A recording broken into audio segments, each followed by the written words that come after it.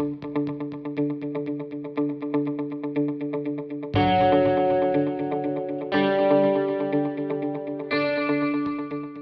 a todos y a todas, bienvenidos, bienvenidas a nuestra clase sobre seguridad social, donde hoy nosotros vamos a conversar un poco sobre dos conceptos fundamentales para avanzar en la comprensión de esta materia tan interesante que es el derecho de la seguridad social. Hoy nosotros vamos a hablar sobre afiliación y vamos a hablar también sobre cotizaciones para la seguridad social. ¿Y cómo estará entonces dividida nuestra clase sobre afiliación y cotización?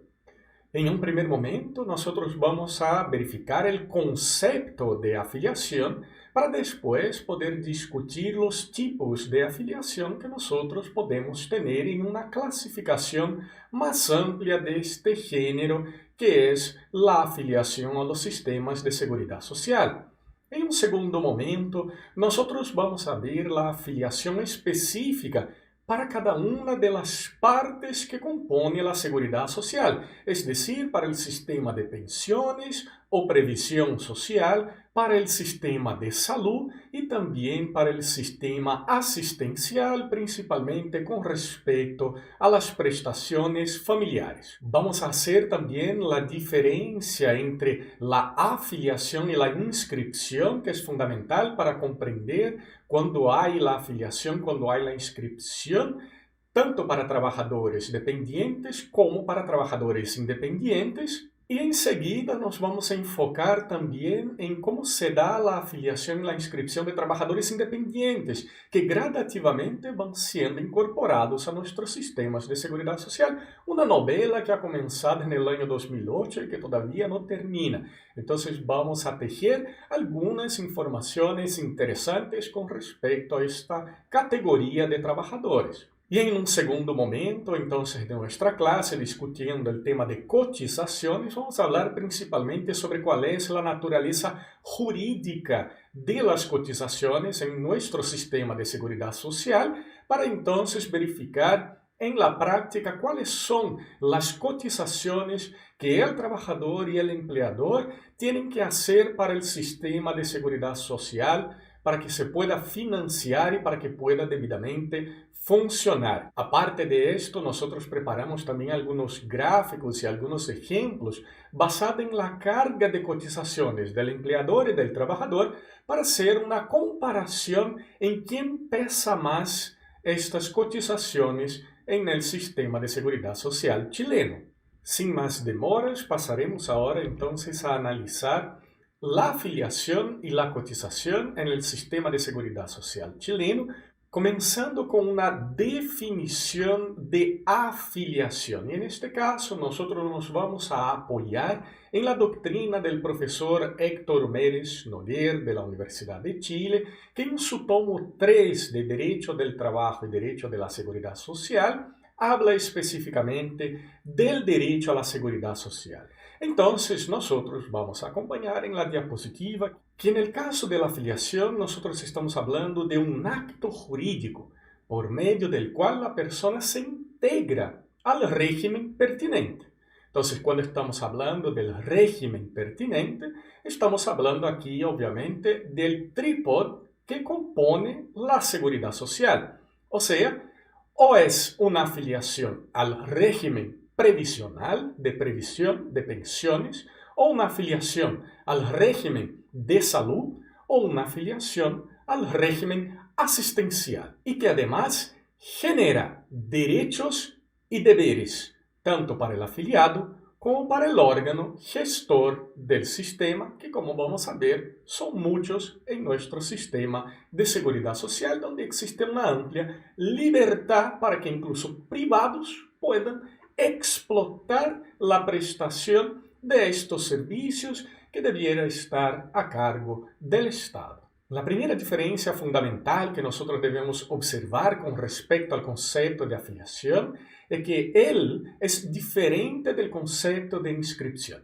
Mientras la afiliación es este acto jurídico que incluso puede pasar independiente de cualquier otra manifestación expresa, como por ejemplo en el caso de la afiliación de trabajadores dependientes, donde vamos a ver que su afiliación se da por el simple hecho de comenzar una relación de trabajo. Y en este caso, nosotros tenemos que hacer memoria a nuestras clases de Derecho del Trabajo, donde ya habíamos explicado que una relación de trabajo y un contrato de trabajo, la relación es el contenido del contrato de trabajo. El contrato de trabajo nace incluso de manera tácita a partir del momento en que una persona decide prestar servicios para otra persona, natural o jurídica, bajo dependencia y subordinación de esta persona natural o jurídica a cambio de una justa retribución.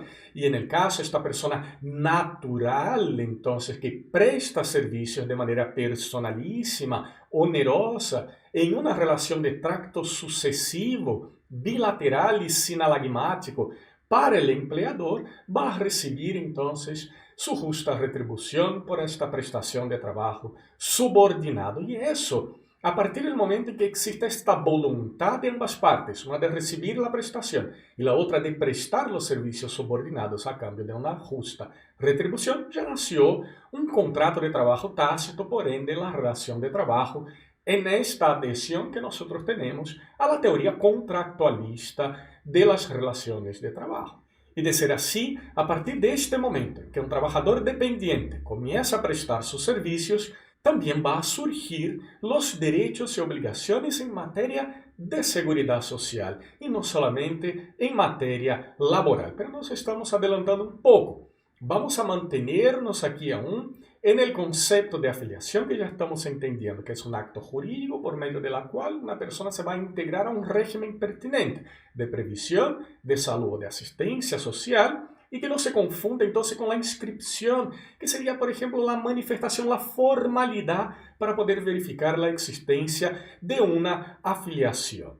El concepto de afiliación también va a tener unas subclasificaciones. Nosotros vamos a comenzar a verificar estas clasificaciones partiendo por lo que es la afiliación múltiple. Las afiliaciones múltiples van a ocurrir siempre que exista organismos diferentes que administran cada una de las prestaciones que están cubiertas por una cierta contingencia. Una contingencia que puede ser, por ejemplo, el caso de accidentes del trabajo, la contingencia vejez, la contingencia muerte. Entonces, si yo tengo varios organismos diferentes que administran estas contingencias, yo puedo entonces tener afiliaciones múltiples. Y eso funciona exactamente de esta forma. Las afiliaciones múltiples ocurren en nuestro sistema chileno, ya que nosotros tenemos varios organismos que van a administrar cada una de estas contingencias, incluso algunos de ellos que van a competir entre sí dentro del mismo sistema, del mismo régimen pertinente que nosotros estamos hablando, como el caso de salud, que vamos a ver luego enseguida. Entonces, por ejemplo, para que ustedes tengan claridad, nosotros para el régimen de pensiones tenemos varias AFPs. Entonces yo voy a estar afiliada a una de estas AFPs a la vez, no puedo estar afiliada a todas ellas a la vez. Pero claro, ahí estamos hablando del régimen obligatorio, el pilar obligatorio, que son donde nuestros 10% de cotización de seguridad social van a esta cuenta de capitalización individual.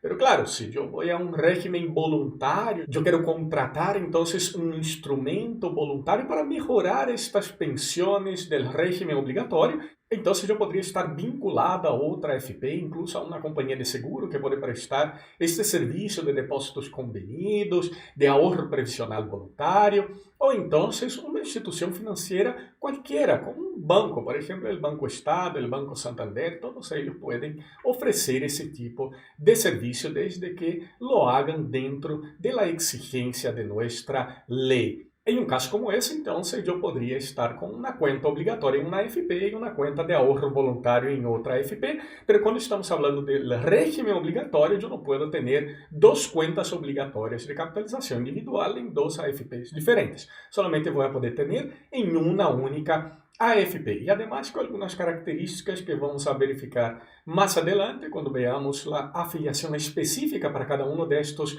regímenes pertinentes en materia de seguridad social. Cuando es la primera afiliación a una AFP, no puedo elegir cualquiera de ellas, pero ya vamos a conversar sobre eso un poquito más adelante. Lo estará también, aparte de estar afiliada a una AFP para el régimen previsional, Los trabajadores dependientes van a estar también afiliados a una mutualidad de empleadores o al Instituto de Seguridad Laboral en virtud del seguro accidentes del trabajo. O, por ejemplo, en el caso de salud, un trabajador puede estar afiliado a una ISAPRE, puede estar afiliado a FONASA, dependiendo si está en su libre elección de ir a un régimen privado o quedarse en el régimen público de prestación de salud, que es parte de nuestra seguridad social. Y también estará afiliado a una caja de compensación de asignación familiar o al IPS para atender al pago de prestaciones familiares que corresponda. Pero ahora nosotros vamos a pasar para un otro tipo de clasificación de afiliación, que son las llamadas afiliaciones paralelas. Y aquí ojo con eso, que las afiliaciones paralelas se van a dar cuando una persona presta al mismo tiempo servicios en calidades distintas que lo ligan simultáneamente a dos institutos previsionales diferentes para protegerse de la misma contingencia. En un caso como ese, en Chile, la afiliación paralela no es posible. La afiliación múltiple es completamente posible porque, como hemos visto, hay varios órganos que van a hacer la gestión de estas contingencias.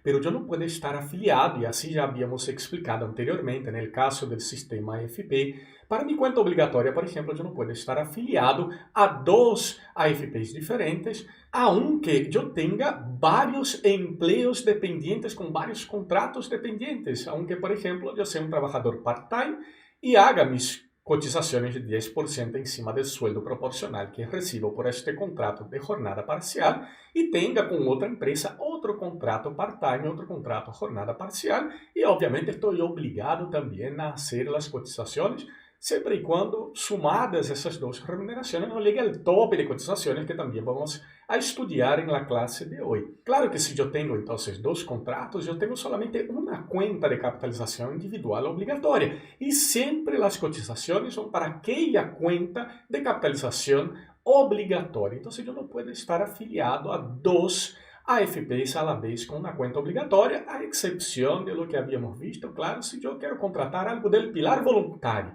para mejorar las pensiones, algo que es completamente separado de esta lógica de las cuentas obligatorias de capitalización individual. Y para que ustedes puedan comprender entonces un poco mejor cómo se da este tema de las afiliaciones paralelas, yo tengo que mostrarles cómo sería un sistema de seguridad social que funcionase bajo esta lógica, ya que nuestro sistema de seguridad social no funciona así, para que ustedes puedan comprender perfectamente este concepto de afiliaciones paralelas. Y aquí nosotros vamos a apoyarnos en lo que es el derecho comparado para que ustedes puedan comprender este concepto de afiliaciones paralelas. Vamos a pensar, por ejemplo, en el caso de Brasil, para hacer uso entonces de un sistema comparado para que ustedes puedan comprender el concepto de afiliaciones paralelas.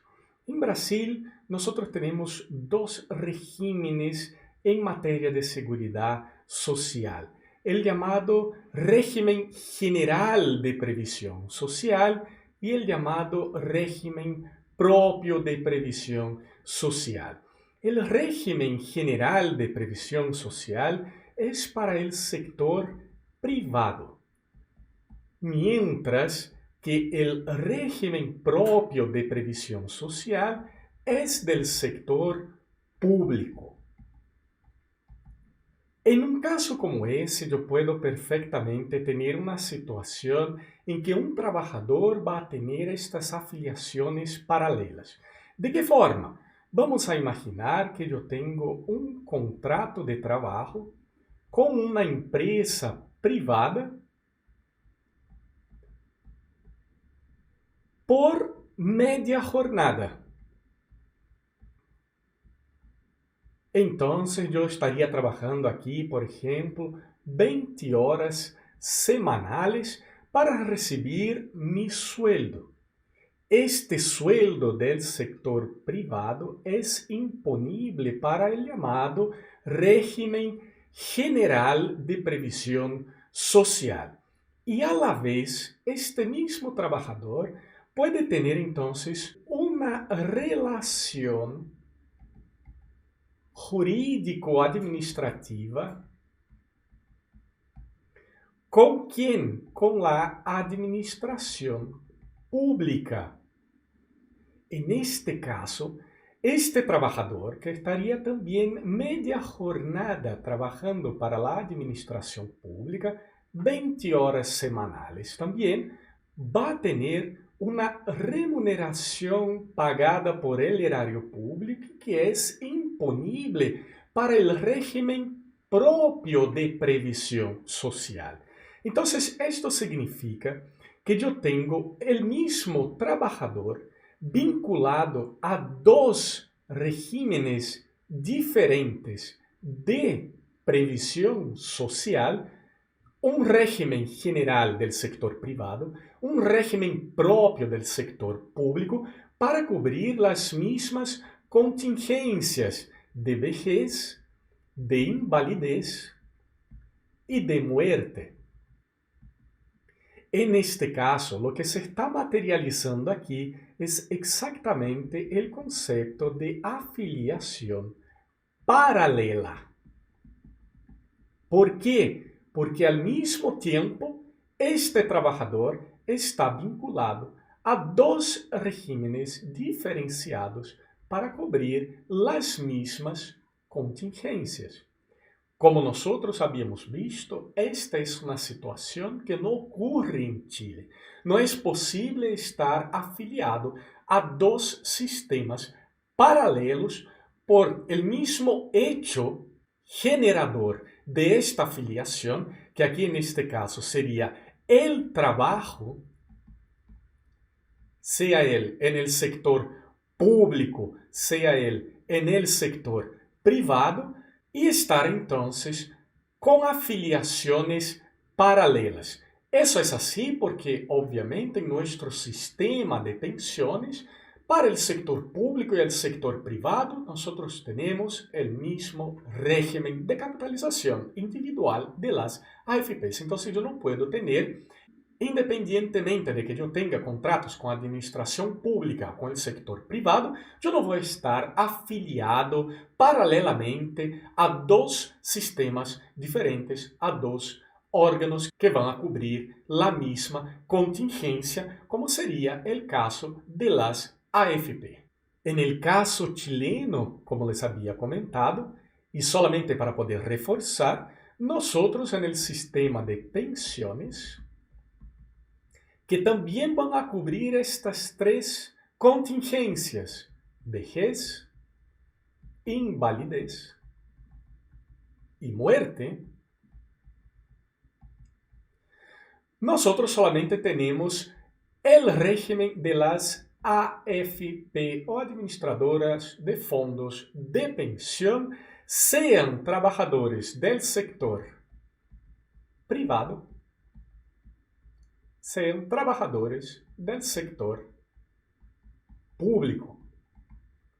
Y yo no puedo estar entonces afiliado a más de una AFP a la vez para mis cuentas de capitalización individual obligatorias. Obviamente, si nosotros vamos a lo que es el pilar voluntario que les había comentado, entonces podría tener una cuenta 2, podría tener una cuenta de ahorro previsional voluntario, depósitos convenidos en otra AFP, pero eso no tiene relación con el mismo hecho generador de la obligación de cotizar para el sistema de pensiones chileno, que es el hecho de ejercer un trabajo remunerado, y que con eso ya tengo la obligación de pagar 10% de mi remuneración, o en el caso de trabajadores independientes, de mi renta imponible, para estas cuentas de capitalización individual obligatorias. De la misma forma, si ustedes piensan que en nuestro sistema de pensiones tiene aún personas que están vinculadas al sistema de reparto que existía en nuestro sistema chileno anteriormente, yo no puedo a la vez estar vinculado a uno de estos órganos anteriores del sistema de reparto y al mismo tiempo al sistema AFP. Entonces, o estaré en un sistema anterior o estaré en el sistema actual. Pero yo no puedo estar a la vez en uno y otro y nosotros vamos a verificar que si yo hice cotizaciones en ambos sistemas, si en el caso yo no tengo derecho aquí al llamado bono de reconocimiento, que por ahora ustedes no saben lo que significa, yo podría entonces salir del sistema AFP para tener entonces mi cobertura por vejez en la edad de jubilación por el sistema anterior. Pero no nos adelantemos porque si no va a quedar bastante confusa esta materia. Aquí es para que ustedes puedan verificar con certeza de que ni si yo he vertido cotizaciones para ambos sistemas, yo estoy afiliado a ellos al mismo tiempo.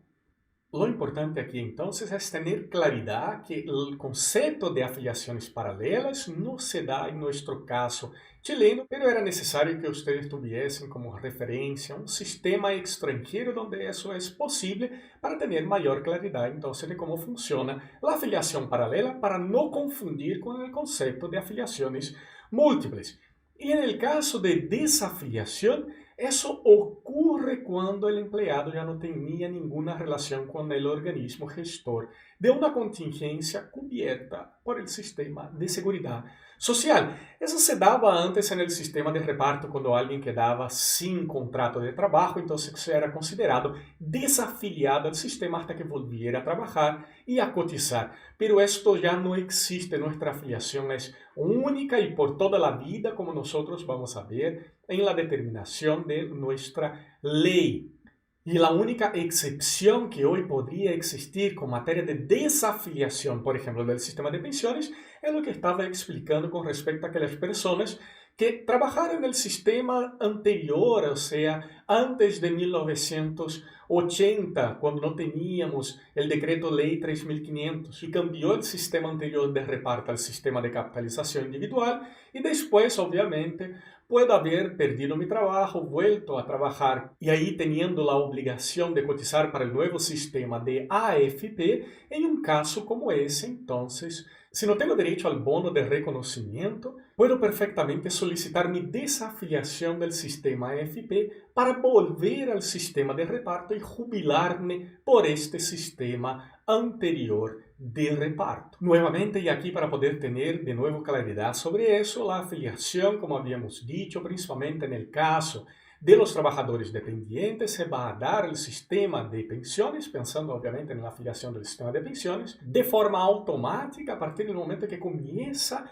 la relación de trabajo. Aquí ustedes deben tener claridad con respecto a esto, porque el contrato de trabajo va a generar derechos y obligaciones en materia laboral, pero también va a generar derechos y obligaciones en materia de seguridad social. El primer conjunto de derechos y obligaciones en materia laboral es por vínculo contractual, mientras que el segundo conjunto de derechos y obligaciones en materia de seguridad social va a surgir por mandamiento legal. Y aquí nosotros debemos tener claro que en el caso de trabajadores dependientes es el empleador que va a solicitar la inscripción, es decir, la formalidad para reconocer la afiliación, ya que la afiliación se inicia solo con el solo contrato del trabajo, sea él expreso, sea él tácito. Pero en el caso de los trabajadores independientes, él mismo va a solicitar su inscripción porque obviamente un trabajador independiente no tiene empleador. Y la afiliación de este trabajador independiente va a ocurrir en el mismo momento de la solicitud de inscripción de este trabajador en una AFP pertinente, por ejemplo, en el caso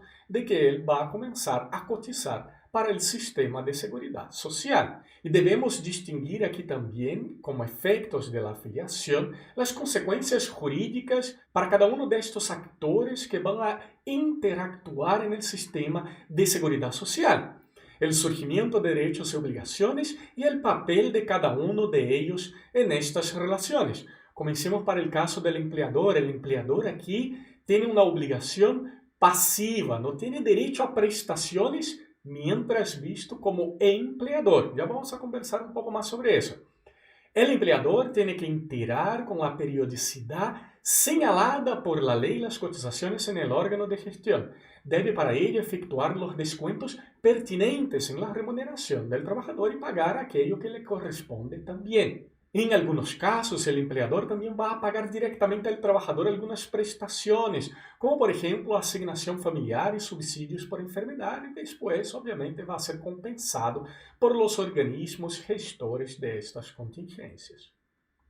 Ya en el caso del trabajador, nosotros tenemos un sujeto activo. El trabajador es el que tiene derechos subjetivos, es decir, está en aquella posición jurídica de exigir de los organismos que son prestadores de estos beneficios de seguridad social la prestación debida por el sistema que está afiliado. Y para el ente gestor, que como hemos visto son múltiples porque tenemos afiliaciones múltiples en nuestro sistema de seguridad social chileno, el ente gestor puede exigir del empleador el cumplimiento de sus obligaciones y de hecho, por ejemplo, en el caso de las AFP, si las AFP verifican que existen cotizaciones no pagadas por el empleador y no cobra, la ley dice que las propias AFP van a tener que pagar estas cotizaciones no cobradas por el empleador de su propio bolsillo.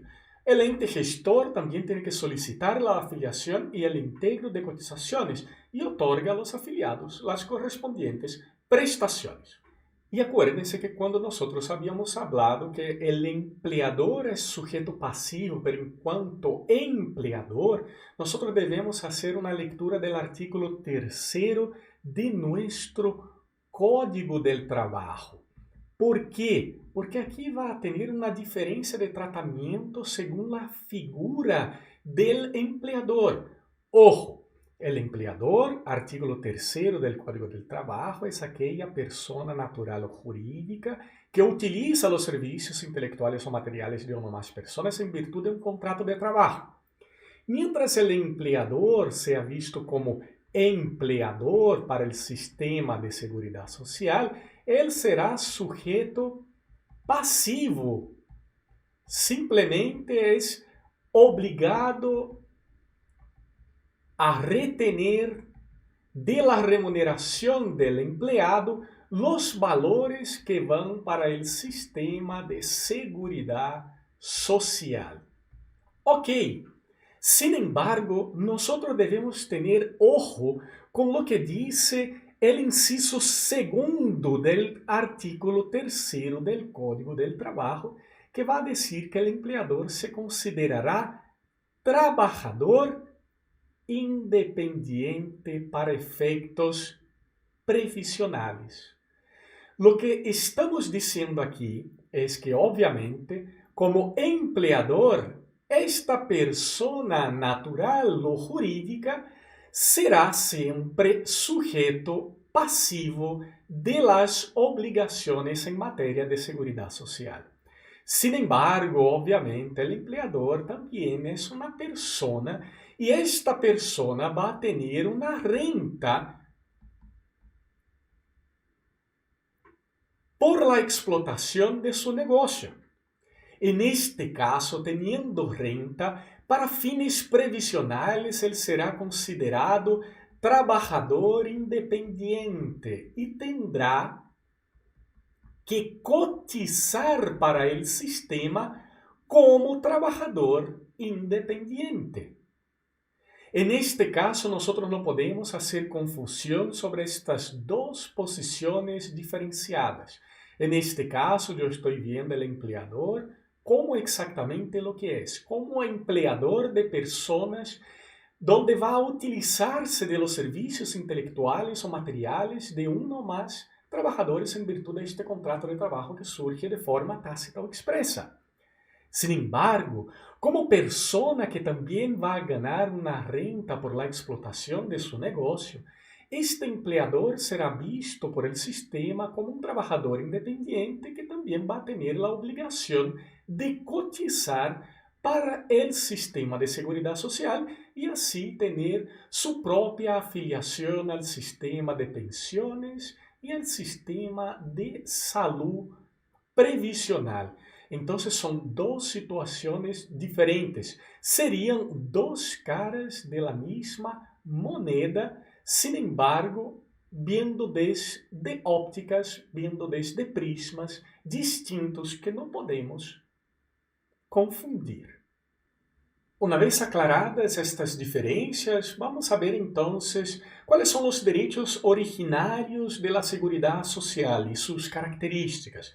Esos derechos son patrimoniales, ya que las cotizaciones en el sistema forman parte del patrimonio de la persona destinado a asistirla para que pueda llevar una vida digna cuando se enfrente a una contingencia. Pero ojo, quando a doutrina habla sobre estas características patrimoniais, está haciendo uma referência muito mais a lo que é a cotização para o sistema de pensiones. Este sí es parte del patrimonio de la persona. Pero cuando nosotros pensamos, por ejemplo, en la cotización al sistema de salud, eso no se incorpora a nuestro patrimonio. Esto es parte de un sistema que funciona desde una lógica solidaria. Porque yo puedo estar cotizando obligatoriamente para a salud, pero no estar utilizando ou nunca utilizar el sistema de salud pública, por ejemplo, ou nunca utilizar o sistema de ISAPRE com um contrato privado que é hecho com uma destas instituições de saúde previsional. Estes direitos públicos subjetivos também são personalíssimos. É o ordenamento jurídico el que vai estabelecer quienes e bajo quais circunstâncias deverão ter direito a determinadas prestações.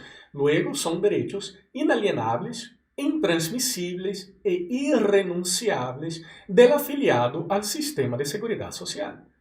São, además, imprescriptíveis. Em nosso direito ha sido declarado este caráter de imprescriptível por el artículo 4 de la Ley 19.260. Dice, en los regímenes de previsión social fiscalizados por la Superintendencia de Seguridad Social, el derecho a las prestaciones de vejez, de invalidez y sobrevivencia y las de jubilación por cualquier causa será imprescriptible.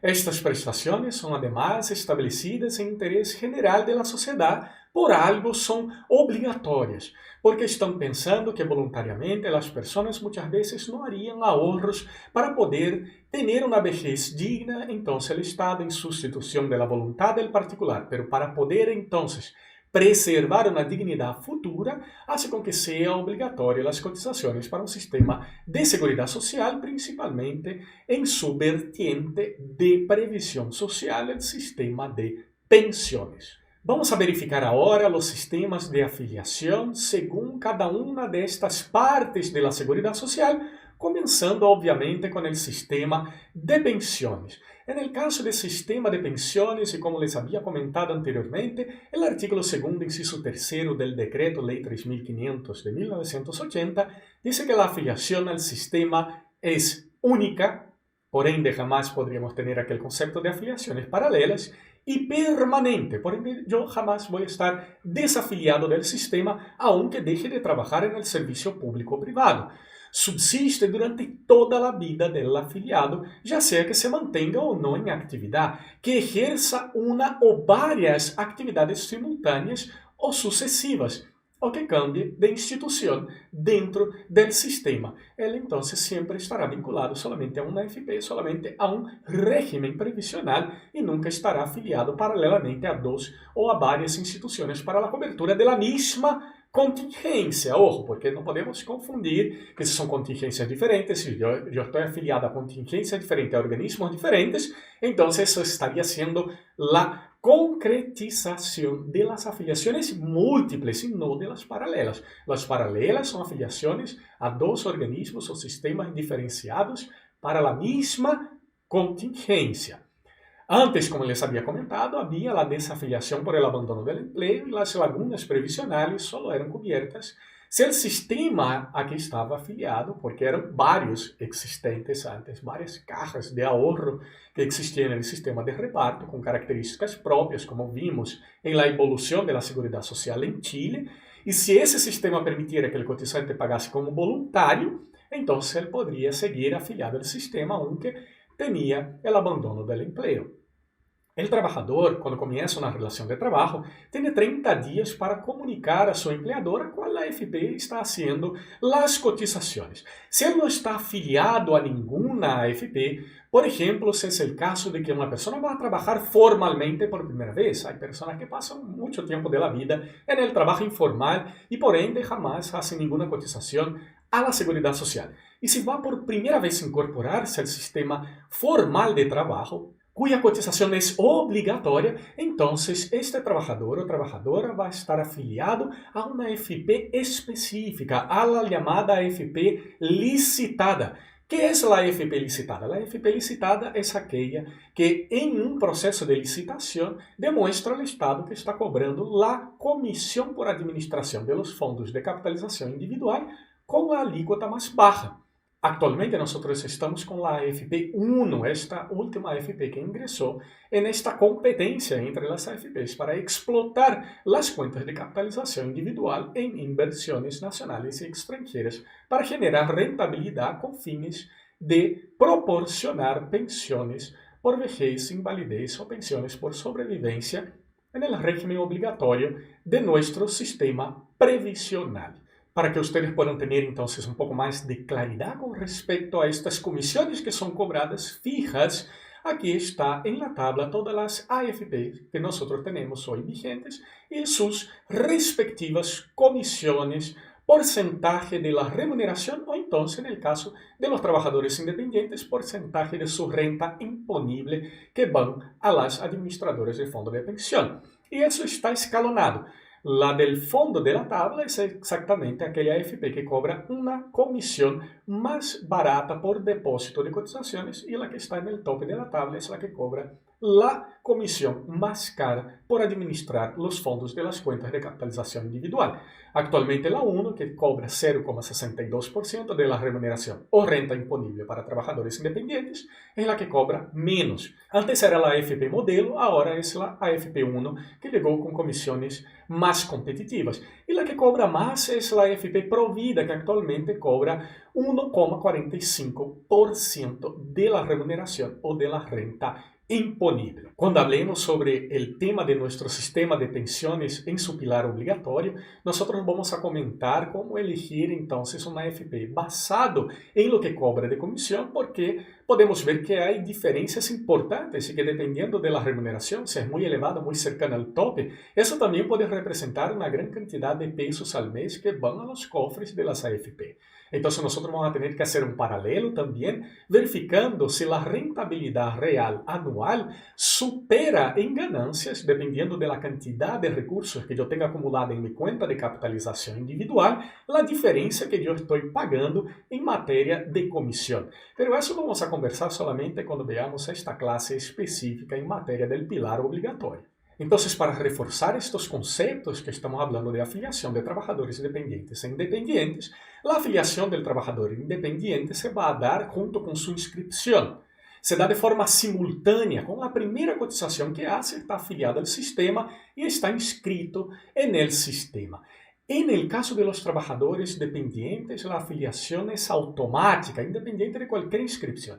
Entonces se va a dar en momentos distintos. A partir del momento que comienzo la prestación de trabajo subordinado, ya tengo este conjunto de derechos y obligaciones por mandamiento legal, como en el sistema de seguridad social. Ya estoy afiliado. El empleador ya tiene la obligación de recaudar estas cotizaciones que yo como trabajador estoy obligado a pagar al sistema y obligado también a pagar las suyas al sistema de seguridad social. Si la inscripción del trabajador dependiente se da posteriormente a la relación de trabajo, no significa que la afiliación se va a dar solamente cuando el empleador comunica a la AFP que hay aquí un contrato de trabajo con un trabajador dependiente. La afiliación ya se dio antes. Él solamente está formalizando esta afiliación.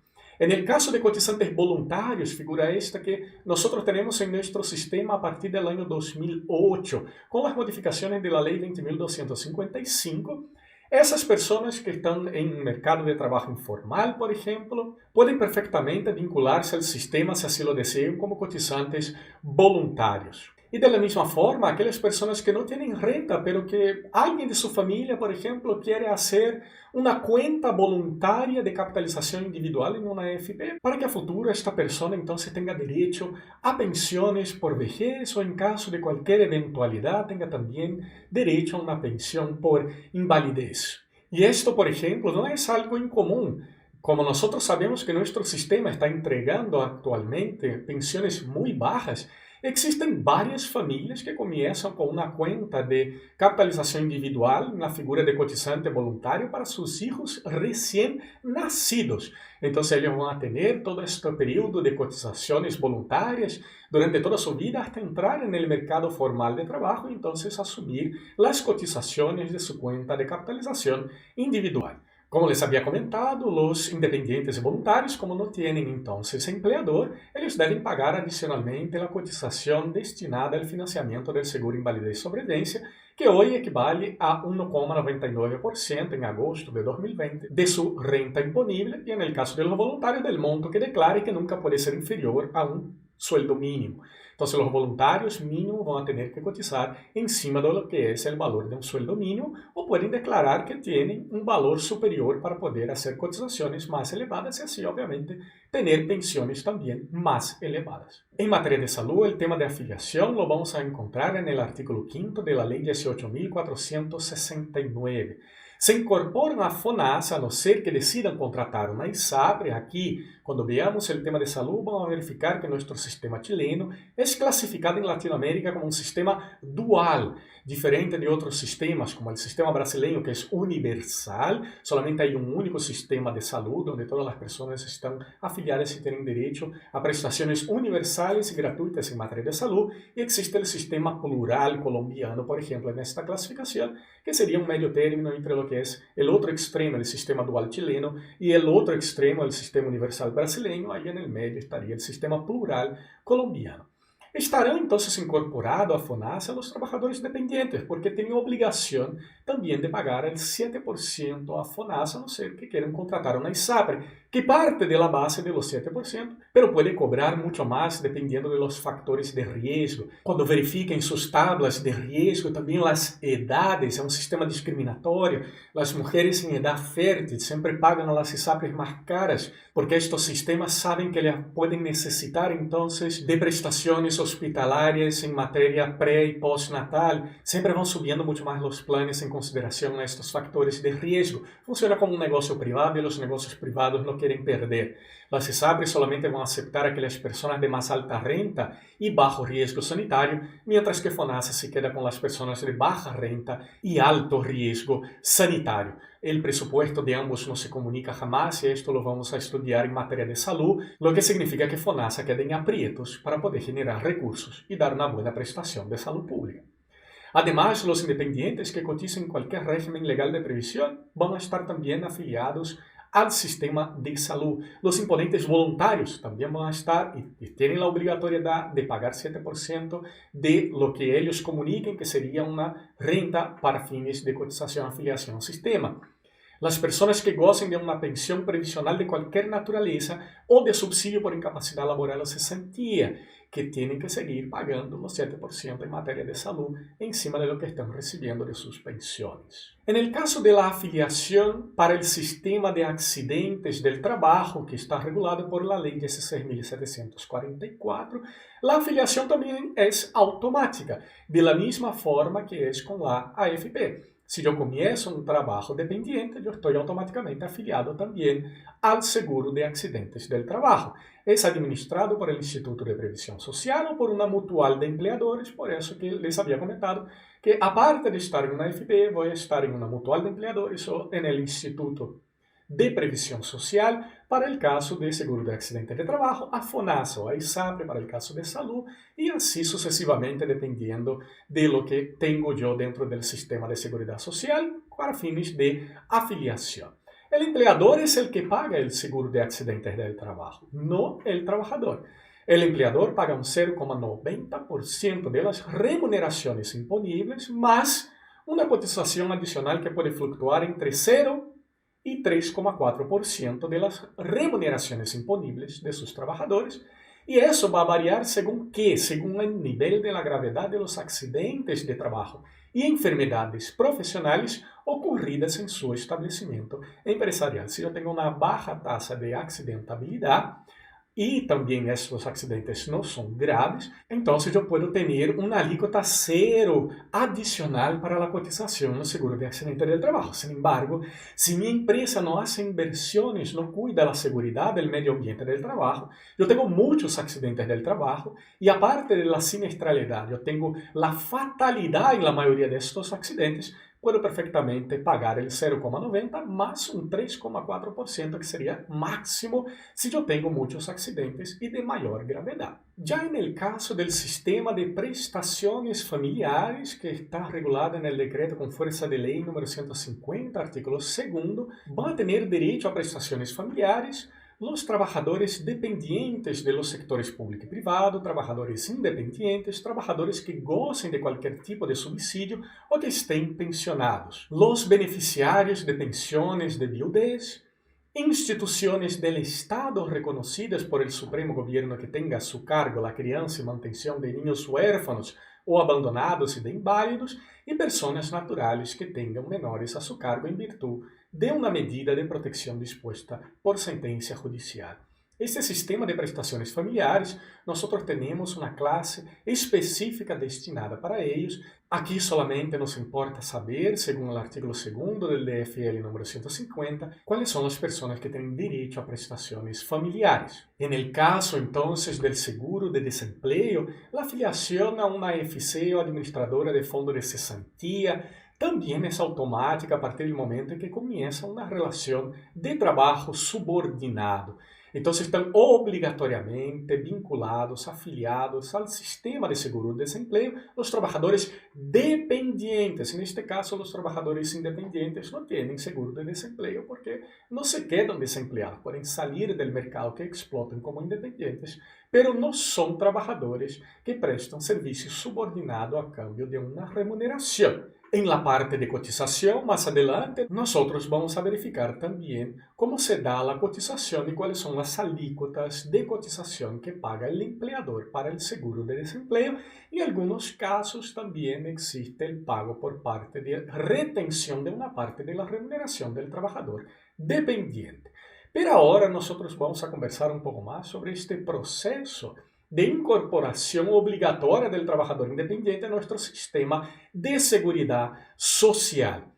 Antes, los trabajadores independientes no estaban incorporados al sistema. Esta incorporación, que también se va a dar de forma gradativa, como les había comentado anteriormente, incluso con la misma ley que creó la figura del cotizante voluntario en nuestro sistema de seguridad social, la Ley 20.255 en el año 2008 estableció que los trabajadores independientes que emiten boletas de honorario se incorporan gradualmente al sistema a contar de 1 de enero de 2012. Entonces, fíjense que la ley es del año 2008, pero esta incorporación gradativa comenzó solamente en 2012. Esta incorporación gradual se dio en los moldes de esta tabla. Ellos tenían que comenzar entonces cotizando 40% de su renta imponible y podrían manifestar expresamente que no querían estar vinculados a este sistema de seguridad social. En el año 2013 serían 70%, pero también podrían manifestar de forma expresa lo contrario, que no querían cotizar para el sistema. A partir del 2014 debían cotizar entonces encima del 100% de su renta imponible anual, pudiendo renunciar a ellos si así lo manifestasen expresamente. Y estaba considerado que a partir de 1 de enero de 2018, ellos estarían obligados a cotizar el sistema respecto del 100% de su renta imponible, pero sin excepciones. Ya no habría más la posibilidad de que ellos manifestasen que no querían ser parte de este sistema de seguridad social. Entonces, ellos tenían la cotización de 10% obligatoria, más comisión para la AFP por administración y también de seguro invalidez y sobrevivencia. En 2012, encima de 40% de su renta imponible anual, en 2013, encima del 70% de su renta imponible anual, y a partir de 2014, encima del 100% de su renta imponible anual. Sin embargo, nosotros tuvimos otra modificación en este sistema que fue introducido por la Ley 21.133 de febrero de 2019, dando una nueva gradualidad para los trabajadores independientes.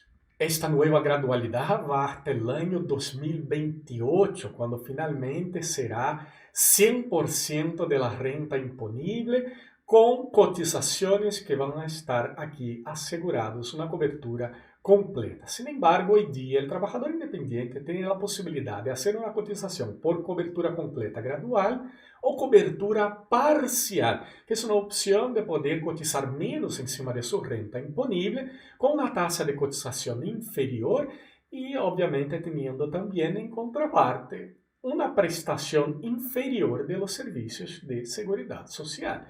Entonces, a partir de la operación renta del año 2019, ellos podrían tener una cobertura completa considerando el 100% de su renta imponible y pagando una cotización de 100% para cubrir todo lo que nosotros vamos a ver que está dentro de este concepto de la cotización de los independientes. Pero también podrían tener, considerando una cotización de un 2,69% encima de 5% de su renta imponible.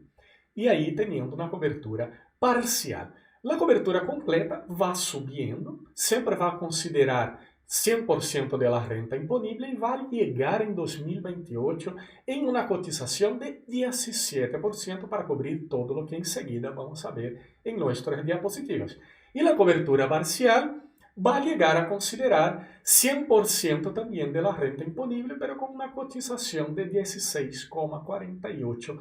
O sea, cuando llegue en 2028 ya no será viable para los trabajadores independientes mantenerse en la cobertura parcial, porque hay una diferencia muy pequeña entre lo que es la tasa de cotización por 100% de la renta imponible en cobertura parcial y la tasa de cotización de 17% de la cobertura completa encima de 100% de su renta imponible. Entonces, según estas modificaciones de la Ley 21.133 del año 2019, ¿quiénes serían aquellos afiliados al sistema según la nueva ley? Trabajadores independientes a honorarios, o sea, aquellos que perciben rentas por boletas de honorarios emitidas de acuerdo con el artículo 42 de la Ley de la Renta. A contar de abril de 2019 están obligados a cotizar, tienen que hacer la opción si va a ser cotización completa o parcial.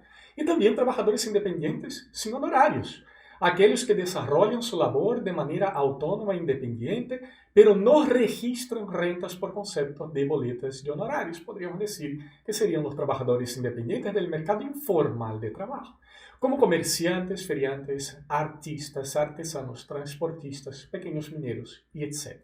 ¿Quiénes son los obligados a cotizar? Los obligados a cotizar para este sistema son aquellos que emiten las boletas de honorarios y que los honorarios que perciban equivalen a 4 o más ingresos mínimos mensuales en el respectivo año calendario, o sea, ingresos de aproximadamente 1.282.000 pesos al año. Y también hombres que tengan menos de 55 años de edad y mujeres con menos de 50 años de edad al enero de 2018. Estos están obligados a cotizar. La Tesorería General de la República remitirá los fondos a la AFP donde se encuentre afiliado el trabajador.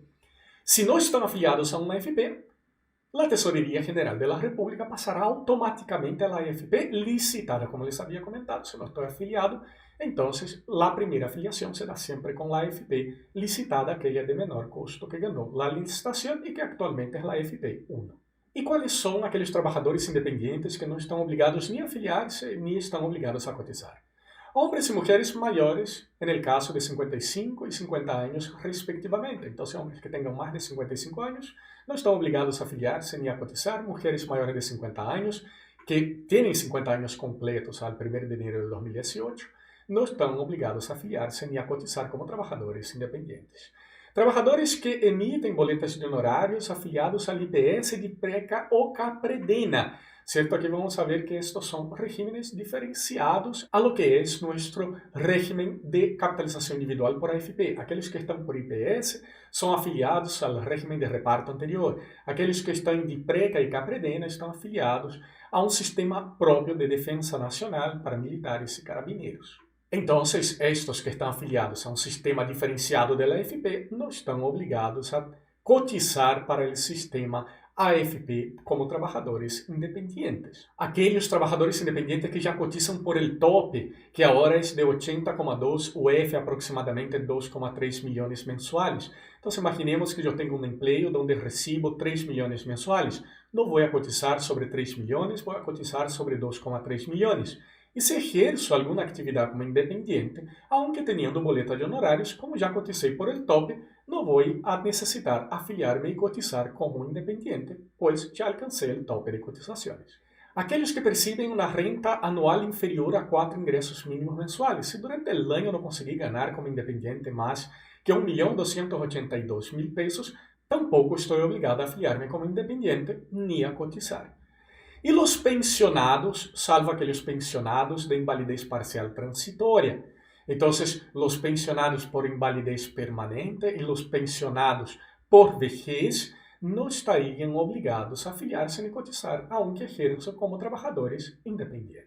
Como les havia comentado, existem dois tipos de cobertura, según a cotização que eu decido hacer para o sistema. Se decido por uma cobertura completa, que parte em 10% e vai subir gradualmente hasta 17% de 100% de minha renta imponível, as cotizações se calculam desde o primeiro ano sobre o 100% de esta renta imponível, equivalente ao 80% da renta bruta anual, hasta o tope imponível que havíamos visto de 80,2 UF mensuais, que se aplica a los trabalhadores dependientes. El primer año se paga con cargo de 10% completo de la devolución de impuestos y a cada año esta cotización va subiendo. Y en el caso de la cobertura parcial, el trabajador elige cotizar por una renta imponible inferior para salud y pensiones y obtener parte de la devolución de impuesto a la renta. Eso permitirá en el primer año cotizar sobre un 5% de la renta imponible para salud y pensiones, manteniendo el 100% de la renta imponible para otros regímenes, y recibir un 7,3% de su devolución de impuestos. ¿Qué es lo que está financiado entonces con las cotizaciones del independiente, completa y parcial? El seguro invalidez sobrevivencia, que tengo que pagar el 1,99% porque no tengo empleador, seguro accidentes del trabajo e enfermedades profissionais, atenção médica, licencia médica, subsídio de incapacidade laboral, subsídio pré-natal e pós-natal, la lei sana, aquele seguro para quienes tienen hijos o hijas que presenten condiciones graves de salud, derecho al pago de asignación familiar y maternal al beneficiario, reconocimiento de las cargas familiares para salud, se les permite acceder a las prestaciones médicas del sistema de salud a los hijos del trabajador acreditado como carga, aporte familiar permanente, pensión de vejez, invalidez, sobrevivencia y también la llamada cuota mortuoria, que todo eso vamos a verificar cuando veamos el pilar obligatorio de pensiones. ¿Cómo se pagan las cotizaciones de estos trabajadores independientes? Bueno, eso es solamente para reforzar, porque ya habíamos dicho y aclarado a lo largo de esta exposición. Las cotizaciones van a ser pagadas cuando el Servicio de Impuesto Interno las va a calcular, va a informar a la Tesorería General de la República para que ésta las pague a las respectivas instituciones previsionales con retención de cada trabajador. Y ahora vamos a verificar el concepto de desafiliación para poner un término a esta parte de afiliación y entrar en la discusión sobre las cotizaciones para el sistema de seguridad social. La desafiliación solamente va a funcionar en aquel caso que les había comentado para afiliados del sistema antiguo de las cajas de previsión que tuvieron una afiliación al sistema nuevo y que no tengan derecho al llamado bono de reconocimiento. Las características y quiénes son las personas que van a tener derecho al bono de reconocimiento solamente van a estar aclaradas en nuestras clases sobre el sistema de pensiones en nuestro país. Por ahora, ustedes deben tener solamente claridad para el concepto de desafiliación, que es una persona que no tiene derecho a este bono de reconocimiento y que estuvo afiliada a un sistema de las cajas de previsión anterior de nuestro sistema de reparto, podrían entonces desafiliarse del sistema de pensiones en una lógica contraria a aquella definición que hemos visto del Decreto Ley 3.500 de 1980, diciendo que la afiliación es obligatoria, es única, es permanente por toda la vida. Entonces aquí tenemos una excepción a eso, porque sería una desafiliación para volver al sistema de caja de previsión anterior, estar entonces vinculado y recibir pensiones por el sistema anterior. Entonces, para comenzar, esta persona tiene que haber trabajado antes de la vigencia del Decreto Ley 3.500 de 1980. Si estamos hablando de un trabajador antiguo, seguramente ha trabajado antes de 1980 y estaría afiliado en algún momento a una de estas cajas de previsión heterogéneas que teníamos en el sistema de reparto anterior. El interesado entonces, demostrando que no tiene derecho al bono de reconocimiento, va a presentar una solicitud de desafiliación a la AFP que corresponde a la AFP donde actualmente tiene su cuenta de capitalización individual. Esta va a remitir sus antecedentes a la Superintendencia de Seguridad Social a fin de que se pronuncie acerca de la procedencia o no de la desafiliación. Los valores entonces que estaban en la AFP van a la caja de previsión del sistema anterior a que estaba afiliado este trabajador y una vez autorizada su desafiliación, el trabajador estará desafiliado del nuevo régimen de las AFP de capitalización individual a partir del día primero del mes siguiente al de la resolución emitida por la Superintendencia de Seguridad Social. Poniendo entonces fin a esta parte de afiliación, vamos a entrar a discutir el tema de la cotización con una problemática inicial que es el tema de la naturaleza jurídica de las cotizaciones, dada la falta de sistematicidad de nuestra seguridad social, que vamos a aprovechar para hacer algunas críticas, y después vamos a entrar en la observación de los valores, alícuotas específicos y las cargas que nosotros tenemos en materia de seguridad social para el trabajador y para el empleador y llegar a una conclusión de quién es el que soporta la mayor carga para la mantención financiera del sistema de seguridad social en nuestro país. Aquí es fundamental aclarar que nosotros en la doctrina no tenemos unanimidad con respecto a la naturaleza jurídica de las cotizaciones en nuestro sistema, hasta porque existe una diversidad de estas cotizaciones y hacia dónde van para poder financiar las prestaciones del sistema que debería ser integrado en materia de previsión social, salud previsional y asistencia social. Sin embargo, esta claridad en nuestro sistema es muy abstrata dada la configuración constitucional y las debilidades que nosotros ya conocemos en materia constitucional con respecto a los derechos fundamentales de segunda generación o dimensión. En este caso, cuando estamos hablando y discutiendo la naturaleza jurídica de las cotizaciones, principalmente en el régimen de previsión social, los autores no tienen unanimidad y nuestro papel aquí será simplemente presentarles cuáles son las opiniones de algunos autores, quizá criticar someramente alguna de estas para que ustedes puedan tener claridad con respecto a esta discusión.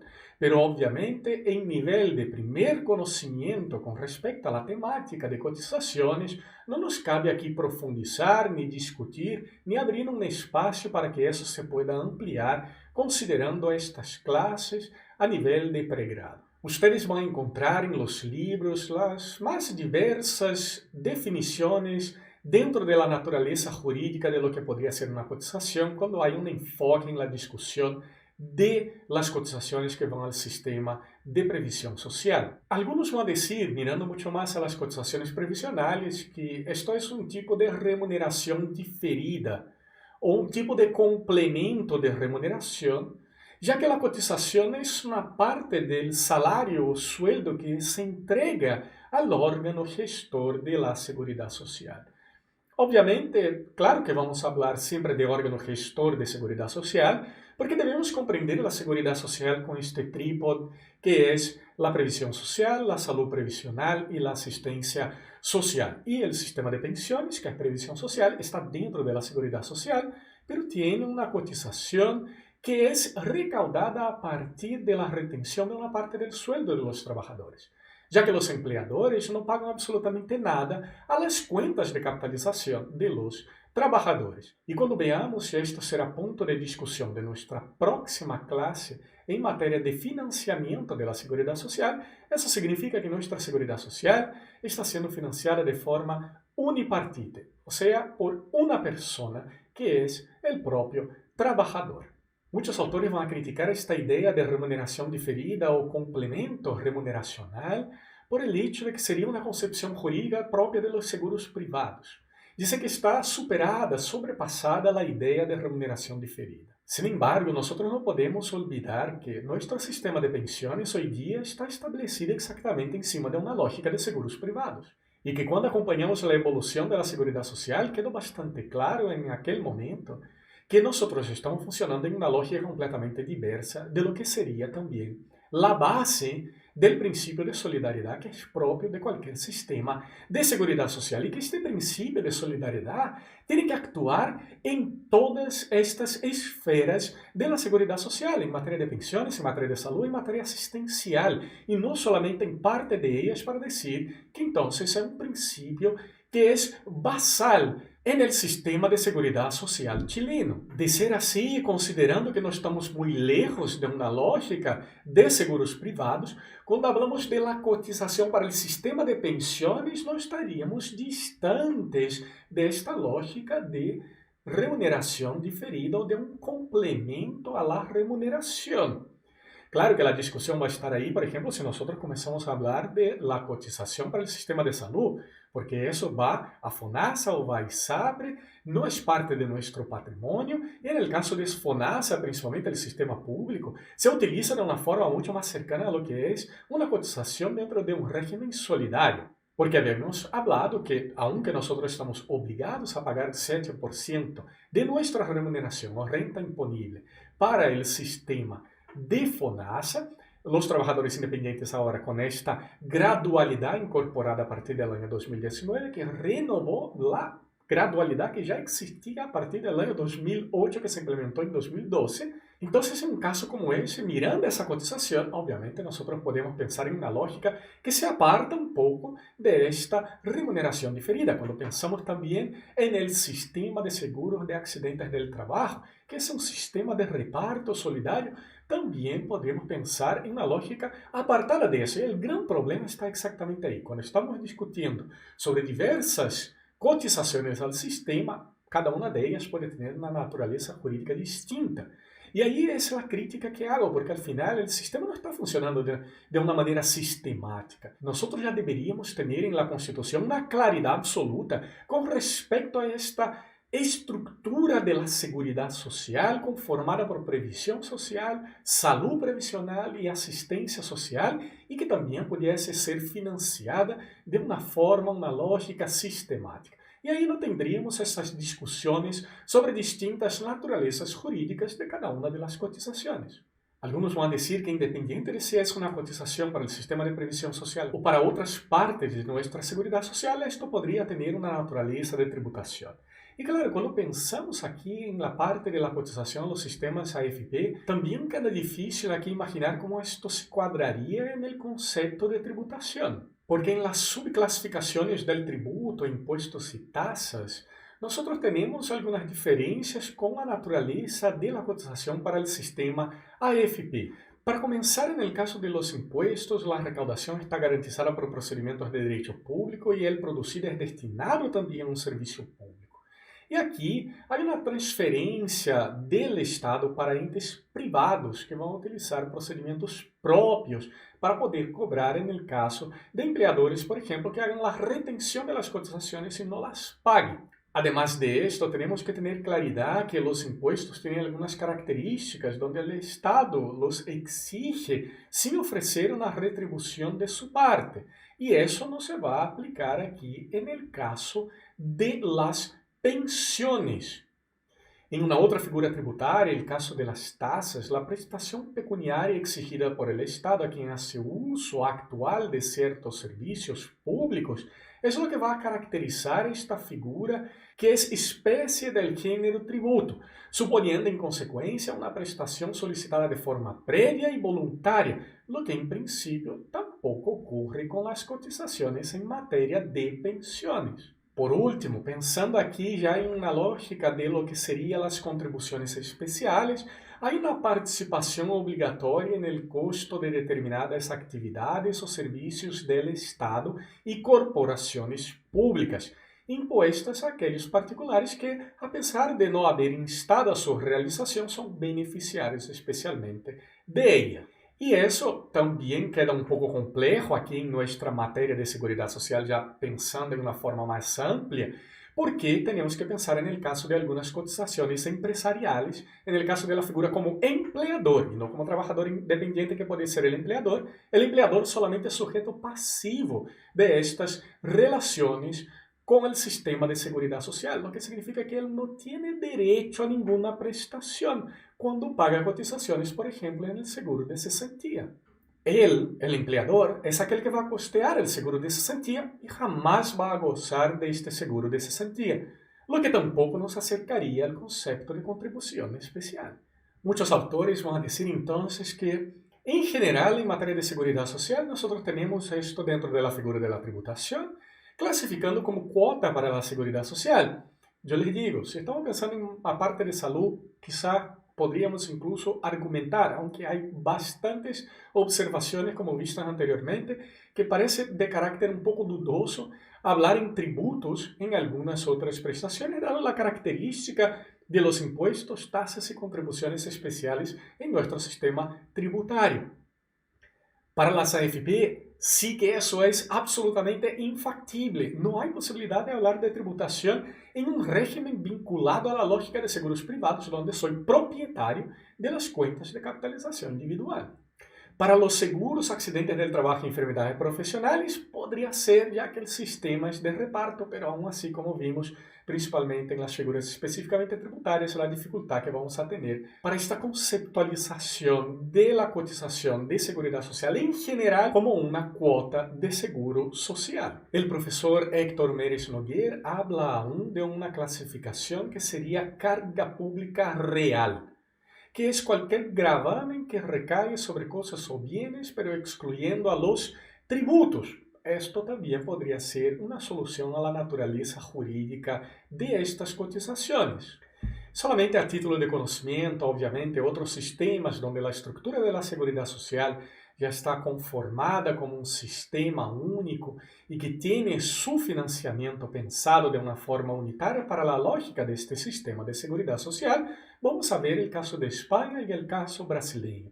En el caso de España, es la Tesorería General de la Seguridad Social que cobra para una caja única del Sistema de Seguridad Social, según el artículo 21.1 del Real Decreto Legislativo 8 de 2015, que aún así obviamente no lo considera como tributo, porque los tributos tienen reserva de ley absoluta, es decir, solamente el Parlamento español puede legislar sobre esta materia. Ellos lo consideran como una prestación patrimonial de carácter público. En Brasil, en general, por su sistema integrado en seguridad social, lo definen como tributo porque la Constitución Federal de Brasil de 1988 establece competencia del gobierno federal, conocido como la Unión, para instituir contribuciones sociales. Entonces va a decir que los tributos en Brasil se clasifican en impuestos, que son aquellos no vinculados a una prestación directa, tasas y contribuciones que estarían vinculados entonces a una prestación directa,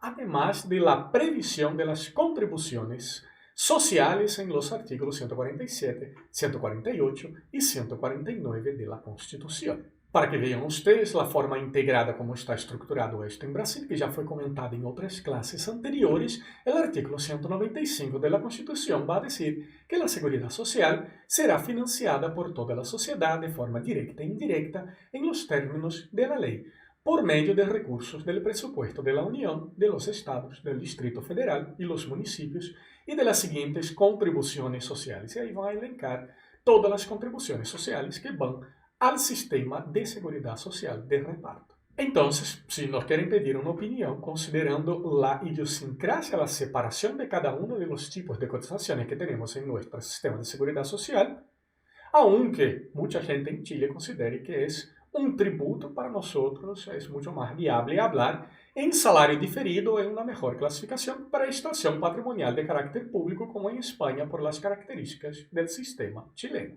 Lo que pasaremos a verificar ahora son algunos límites y algunos topes en materia de nuestro sistema de seguridad social para después analizar caso a caso las cargas para el empleador y el trabajador en el sentido de verificar quiénes son aquellos que soportan esta mayor carga en nuestro sistema de seguridad social. Vamos a pasar a proyectar algunas tablas para que ustedes puedan tener idea de algunos números. Estamos tomando aquí como referencia, ya que casi todo esto está proyectado en unidades de fomento, el valor de unidad de fomento al 2 de septiembre de 2020, que es de 28.680,37 pesos. Primero debemos tener claridad que en el caso de las rentas imponibles existen topes, como les habían comentado. Entonces, si una persona tiene sueldos superiores a estos topes, no van a cotizar más allá de lo que son los topes imponibles. Para aquellos que están afiliados a una AFP, el tope es de 80,2 UF, lo que es aproximadamente 2.300.166 pesos. Entonces, una persona que tiene una remuneración superior a esa, 2.500.000, 3 millones, 4 millones, no va a pagar las cotizaciones en materia de seguridad social encima de toda esta remuneración, sino encima del tope de 2.300.166 pesos. Para aquellos que están afiliados al IPS, el Instituto de Previsión Social, el sistema anterior, el tope es menor. Entonces tenemos un tope de 60 UF, que sería una remuneración imponible de 1.653.946 pesos. Para el caso del seguro de cesantía se considera un tope mayor, entonces yo tengo una consideración de remuneración mayor para pagar el seguro de cesantía de 120,3 UF, lo que es aproximadamente 3.450.249 pesos imponibles solamente para la cotización del seguro de cesantía. En el caso de las rentas mínimas imponibles, los trabajadores independientes y en el caso de los voluntarios, la mínima imponible es obviamente el sueldo mínimo actual vigente de 320.500 pesos. Nadie puede cotizar por un valor inferior a lo que sería el sueldo mínimo legal. Y aquí otros topes importantes también que siempre debemos tener atención es con respecto a aquel que es parte del pilar voluntario, aquel pilar que pretende complementar las pensiones obligatorias. En un caso como ese, el ahorro previsional voluntario tiene un tope mensual de 50 UF para beneficios tributarios y un tope anual de 600 UF también para recibir beneficios tributarios. Superando este valor, entonces ya no gozarían de los beneficios tributarios que vamos a estudiar en el momento oportuno. El depósito convenido tiene un tope superior a otros instrumentos del pilar voluntario, que es de 900 UF anuales. Entonces, todo lo que supere esas 900 UF ya no goza de los beneficios tributarios. Veamos ahora las cotizaciones para el seguro de cesantía y también para el caso de la cotización adicional para trabajos pesados. En el caso del seguro de cesantía, las cotizaciones van a depender de la característica del contrato de trabajo. Si estamos hablando de un contrato indefinido, esta responsabilidad de cotización es compartida. El empleador paga 2,4% de la remuneración imponible del trabajador y el trabajador va a cotizar 0,6% de su remuneración imponible para el seguro de cesantía. Por otro lado, si estamos hablando de un contrato indefinido, el empleador es el que soporta la carga total de las cotizaciones para las administradoras de fondo de cesantía en un 3%. Esta cotización para trabajadores indefinidos, cuando ya el trabajador lleva 11 o más años trabajando en este mismo contrato, va a caer para 0,8% de la remuneración imponible del trabajador, considerando siempre los topes máximos imponibles que habíamos visto anteriormente. Y cuando tenemos los trabajos pesados, vamos a verificar qué son trabajos pesados y cómo se va a llegar a esta alícuota complementar para estos trabajos pesados en el sistema de pensiones. Pero como estamos viendo aquí temas de cotizaciones, no podríamos no hablar de esta cotización adicional. Cuando un trabajo es calificado como pesado, puede ser menos pesado o más pesado, hay una cotización adicional de 2% o 4% repartida entre empleador y trabajador. Entonces, en un ejemplo, si el trabajador dependiente está en un trabajo muy pesado, tendrá que pagar 2% más de cotización para su cuenta de capitalización individual y el empleador va a tener que pagar entonces 2% de la remuneración imponible de este trabajador, pensando también en un tope máximo de 80,2 UF para su cuenta de capitalización individual, y esta es la única forma en que el empleador va a hacer una cotización para financiar pensiones por vejez en el caso del sistema de capitalización individual. Y ahora, para ir poniendo cierre definitivo a nuestra clase, nosotros vamos a ver las cotizaciones una por una y después hacer estas comparaciones gráficas de cuánto representa cada cotización para el presupuesto de un trabajador, de un empleador y quién soporta la mayor carga del sistema. Vamos a comenzar analizando las cotizaciones obligatorias del trabajador y aquí nosotros vamos a tomar como referencia un sueldo mínimo para poder llegar a los valores que vamos a expresar después de analizar cada una de las alícuotas. Actualmente, el trabajador tiene que pagar para su cuenta de capitalización individual en el sistema de pensiones AFP 10% de su remuneración imponible, considerando el tope máximo de 80,2 UF. Además de esto, el trabajador tiene que pagar la comisión por administración de estos fondos a la AFP en que está afiliado para tener su cuenta de capitalización individual. Si es la primera vez que está trabajando, va a estar afiliado obviamente a la AFP licitada. Si no, si ya trabaja hace mucho tiempo, podrá entonces elegir cuál AFP le gustaría estar afiliado. Esta comisión va a variar según la AFP. Actualmente, como vimos en la tabla anterior, la que cobra menos es la AFP 1, un 0,62%, la que cobra más es la Provida con 1,45%. El trabajador también está obligado a cotizar para la salud, 7% de su remuneración imponible, respetando también el tope de 80,2 UF.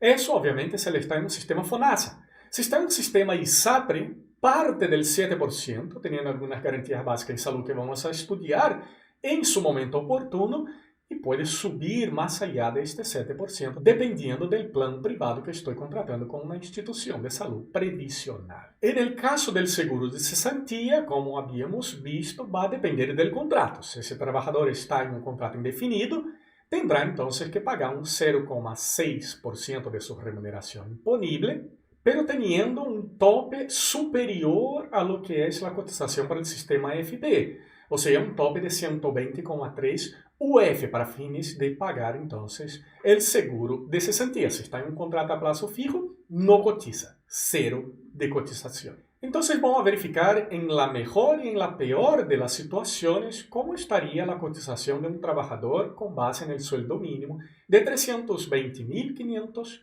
pesos. El gasto mínimo para un trabajador con este sueldo mínimo sería los 10% de la AFP, 32.050 pesos. La comisión de la AFP, en el mejor de los casos, mensualmente estaría pagando 1.987 pesos, en el peor de los casos, 4.647 pesos, que es el caso de la AFP Provida, que cobra 1,45%. Entonces estamos viendo que la diferencia de cotización es bastante elevada, más que el doble en el caso de elegir una AFP que cobre más caro. En salud, cotizando 7% encima de este sueldo mínimo, un trabajador estaría pagando 22.435 pesos mensuales. Para el seguro cesantía, solamente si está en un contrato indefinido, el 0,6%, estaría pagando 1.923 pesos mensuales. El total promedio de gastos. Mínimo, un trabajador va a estar pagando 56.472 pesos mensuales para financiar la seguridad social y en el peor de los escenarios estaría pagando 61.055 pesos mensuales para financiar el sistema de seguridad social. Eso significa que en realidad su sueldo mínimo va a variar, lo que llega líquido en su mano va a variar dependiendo de las cotizaciones que presentamos. En el mejor de los escenarios, un trabajador estará recibiendo líquido en las manos 264.028 pesos. En el peor de los escenarios, aquí ya estamos considerando entonces que él está pagando comisiones a la AFP más cara y aparte de esto está con un contrato indefinido, pagando un 0,6% de cotizaciones para las AFC, para el seguro de cesantía, estaría con descuento entonces de 61.055 en sus 320.500 pesos, recibiendo líquido un 259.445. ¿Cómo estaría dividido gráficamente? ¿Cuánto representa cada una de estas cotizaciones en el presupuesto del trabajador? Bueno, obviamente la mayor parte de esto, esta parte amarilla de nuestro gráfico, es lo que va a la cuenta individual de las AFP. El monto mayor que paga para financiar la seguridad social del trabajador es lo que va a su cuenta individual de la AFP.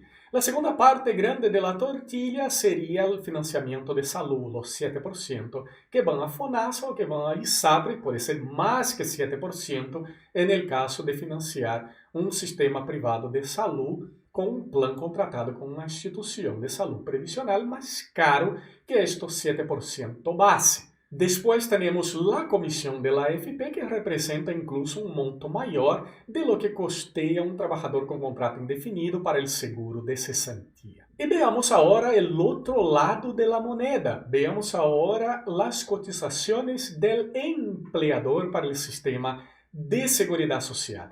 Tenemos una nueva alícuota unificada que antes era dividido. Hombres pagaban una cantidad de seguro inválido y sobrevivencia, mujeres otro, porque obviamente los hombres pagaban más caro porque se accidentan mucho más que las mujeres. Ahora tenemos una alícuota vigente a partir de junio de 2020, unificada de un 1,99 para todos. Además, el empleador paga el seguro de cesantía variando según el tipo de contrato. Puede llegar a pagar el 2,4%, si estamos hablando de que va a compartir eso con el trabajador en un contrato indefinido, siendo que 1,6% va a la cuenta individual del trabajador, con un tope de 11 años también, y un 0,8% al Fondo de Cesantía Solidario. Entonces, esos 2,4% que paga el empleador será repartido en la cuenta individual del trabajador y en el Fondo de Cesantía Solidario. Y en el caso del trabajador a plazo fijo, es el empleador que va a costear todo, siendo que los 3% que va a pagar también se va a compartir en un 2,8% a la cuenta individual del trabajador, un 0,2% al Fondo de Cesantía Solidario. Para el caso de accidentes del trabajo y enfermedades profesionales, el empleador paga un mínimo de 0,90% de la remuneración imponible de este trabajador, considerando los topes. Y a partir de este piso habíamos dicho que es una cotización que va a complementar, una cotización adicional según la cantidad de accidentes del trabajo en el establecimiento empresarial y también la gravedad de estos accidentes del trabajo, que va a partir de un 0%, va a pagar solamente la base de 0,90 y puede tener el 0,90 más hasta 3,4% dependiendo de la cantidad y gravedad de estos accidentes del trabajo. Por último, el empleador también va a pagar el seguro para el acompañamiento de niños y niñas que padezcan de enfermedades graves, la Ley Sana, que es una ley de diciembre de 2017, y que él va a pagar 0,03% para todos los trabajadores. De la misma forma, entonces, vamos a verificar cuánto es el gasto de un empleador con respecto a un trabajador con sueldo mínimo, ahora que sabemos estas alícuotas de cotizaciones para la seguridad social. Consideramos aquí los gastos que van a tener un empleador para un trabajador que gana su sueldo mínimo de 320.500 pesos. Va a tener que pagar un CIS de 1,99%, el empleador paga entonces 6.378 a título de seguro invalidez y sobrevivencia. Seguro de cesantía. En el mejor de los casos, para el empleador, si es un contrato indefinido, pagará 7.692 pesos. En el peor de los casos, si el contrato es a plazo fijo, pagará entonces 9.615 pesos. Para seguro de accidente del trabajo, si considera solo la alícuota base de 0,90%, este empleador pagaría 2.860 pesos. Sin embargo, si hay una tasa de siniestralidad y gravedad de accidentes de trabajo en el establecimiento empresarial muy elevada, él podría llegar a pagar máximo 10.897 más, ¿cierto? Porque va a pagar el 0,90, los 2.860, más el máximo de 10.897. Para el seguro acompañamiento de niños con enfermedad grave, pagaría 96 pesos por trabajador. El total de gastos promedios con un trabajador con contrato indefinido, más los 3,4% en el caso de que hay muchos accidentes, de la ley 16.744, el empleador estaría pagando 27.923 pesos por trabajador que gana un sueldo mínimo.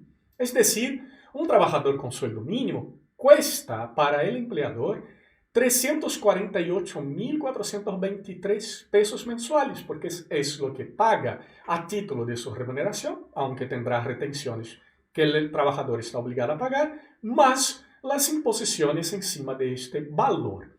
Si comparamos eso con el trabajador, el trabajador en el mejor escenario está pagando 56.472 pesos.